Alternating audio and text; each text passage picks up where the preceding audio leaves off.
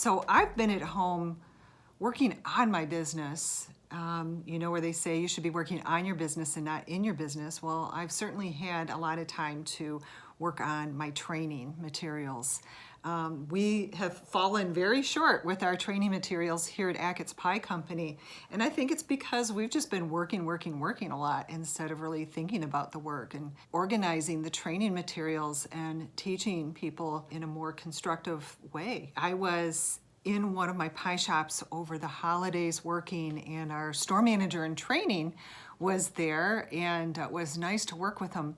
He was making a banana cream pie. Let me tell you the story, and I know he won't mind me telling the story because I've told it before, and I thanked him so much for being the role model of what not to do when topping a cream pie. He just took one for the team. He was great sport. But I observed him making a banana cream, and I said, oh, wait a minute, let me get my camera and I get a little clip of that on video, and we'll post it on social media. It looks so delicious, and it's such a beautiful thing when you're putting whipped cream on the top of a banana cream pie. As I was watching him, he was not practicing the proper procedure, and he was really overworking it, killing himself, and it took him like twice as long to put the whipped cream on. That's not as important to me. It's fine that you take a lot of time.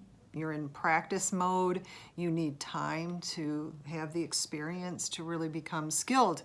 So anyway, I used that video as my inspiration. I became very not upset. I was distraught. I was like, man, our training needs to happen better. Had a lot of time to think and ponder about that. And then we had some discussions during our Zoom meetings with our store managers. I thought, I'm going to get some of these training videos together, and I'm going to show exactly what I mean, and how I want it clearly in a video. How does Wendy Achatz want whipped cream placed on the top of cream pies?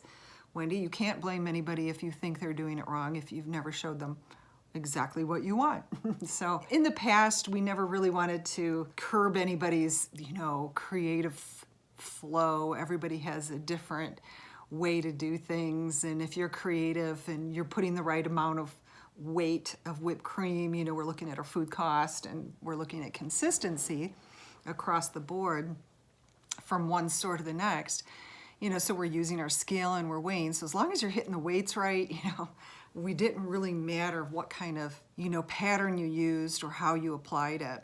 So I thought we need to do this. So I did. We grabbed some videos. Justin and I have been working together for almost 2 years here, putting videos together on YouTube.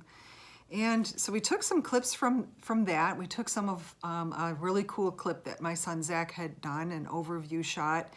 And anyway, we created 3 short videos, and we put those out to all the store managers to share with all of their teams. And my district manager, Sarah, put a questionnaire together, a nice little test, and to go along with the videos. And then we asked for proof. Okay, now prove that you learned something from the videos, that you're all doing it correctly now by posting your own video. And it should only be about 15 seconds long. Some of them were taking 30 seconds. Some of them were taking a full minute.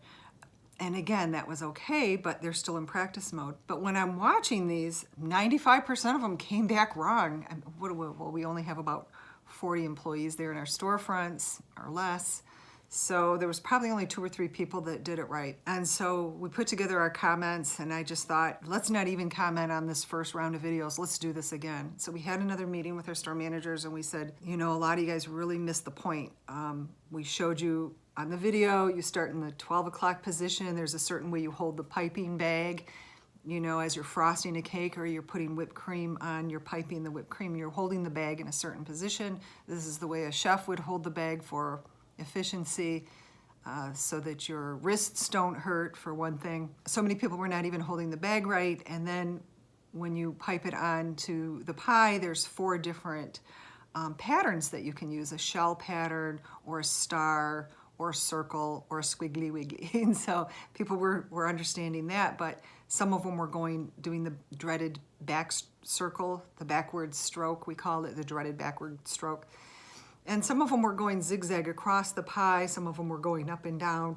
The video showed that we started in the 12 o'clock position and we moved our way counterclockwise around the outer rim of the pie first. And then we fill in the middle. And the whole thing's about a 10 or 15 second thing if you're experienced. Another thing that we do is we make sure to cover half of the crust with the first rim of whipped cream and half of the pastry cream. So 50% of your first run around the pie is 50% on the crust, 50% on the pastry cream. And that is two things. It's to make it look beautiful and to cover the pastry cream, to make sure that pastry cream is covered with whipped cream so it's not exposed to air, getting hard and rubbery, you know. So it's to preserve the pie from drying out. And the other half that's on the crust is to help with any imperfections in the crust that there might be. We want the pie to look beautiful. And our tender, flaky pie crust, if there's a crack or, you know, something in the crust, then you can also use the whipped cream to kind of cover any imperfections, and that's totally fine. And so we saw a lot of people were missing the point on that. So we went back to the drawing board and we did it again, and we still found that the videos that we were seeing still weren't hitting it right. And we thought, where are we going wrong with our communication, with our teaching skills? We pointed our fingers again back to ourselves and we said, we are not communicating properly. There's something, we're missing something, because these are great people. These are smart people. These are just, you know, this is trying to teach an adult a new skill. They should be getting it and they're not, and it's our fault. So I called my girlfriend Joyce, who has been a school teacher for 30 years or more in Birmingham. She's retired. And I said, Joyce, Lord, help us. What's going wrong? There's something wrong with my technique. And she and I talked for a long time, and I realized, you know, that I wasn't communicating right. We were asking some off-the-wall questions that didn't belong in the test. We failed to, you know, communicate what the objectives were. She watched the videos and really pointed out some of the mistakes that I was making in the video. I was there in this one video, and I'll show it to you if you want, where I'm standing there in the Armada Pie Shop and I'm acting like I'm the trainer, and I was teaching one of our new hires. Actually, she wasn't new. She'd been with us for about a year. It was Brooke. And I was teaching her, here's how to hold the pastry bag. Then I went right on to the next step of showing her how to, you know, do different patterns of pies. Like I told you, you know, the shell or the, you know, or the star tip. You guys have probably done cake decorating and you know all the different little techniques. She goes, Wendy, wait, you went to the next piece of information and you never paused for a moment to allow her to practice the proper way to hold the pastry bag. You know, it was almost like in the video she started to try to practice and then I jumped right away to the next piece of information. So in a perfect situation, I should have stopped, paused, allowed her to practice to hold the bag, observed her, and then given her feedback and made sure she did it right. Yeah, you did that perfect. That was great. Right amount of pressure there, right? Or no, let's correct this. This is exactly where your hand should have been. Use your left, you know, your less dominant hand for this. Use your right hand for guiding and squeezing the right amount of pressure. And so anyway, I learned a lot, and I'm excited about going back and redoing those videos for cream pie topping. And I'm excited about that. So Joyce is on our team, man. She needs to come and really train the trainers, teach the teachers how to teach properly, you know.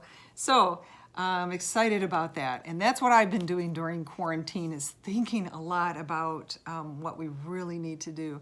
It just takes too long to get a store manager trained and up and running.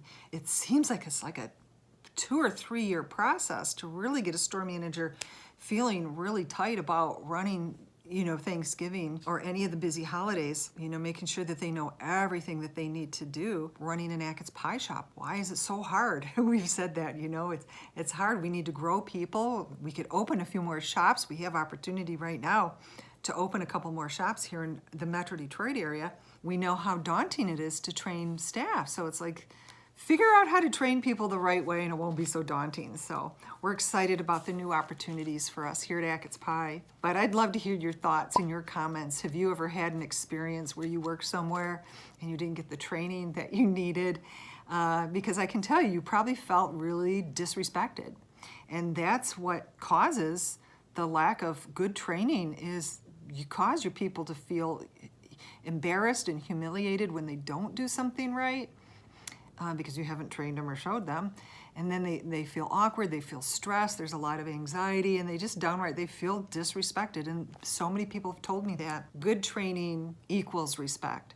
So that's where we're trying to get. We want to make sure that everybody feels good and feels happy and excited about the work that they do at Achatz Pie Company. We don't want people to feel frustrated. Anyway, I'm really super excited about helping people to achieve better results at work and to feel good about themselves. So our goal is to really get store managers up and running in 3 months. That's our goal. 3 months of training and you're good to go. You can fly solo instead of 3 years.